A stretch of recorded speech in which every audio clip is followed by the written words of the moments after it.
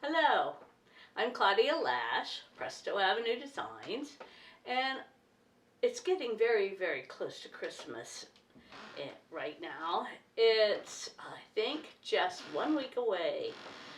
So I didn't know how long I would have this quilt hanging up, but this is one of my very favorite Christmas quilts that I designed. This is what I call the gift quilt. It's not difficult to make at all. If you look closely, you can see it's just made up all of half square triangles and a few plain squares. And then I applique on the manger scene here, and I applique on the words at the top. The reason that I wanted you to see it, besides the fact that it won't be up in January or February, is the fact that I like to put appliqued words on my quilts. I think it really, but sometimes it's just what the quilt needs.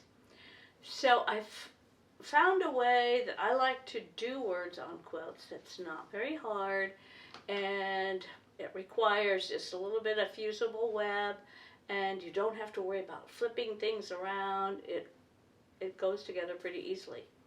On my website, I have a tutorial called Word Applique the Easy Way, and I think it's just about 8 pages, and it gives you a lot more directions there.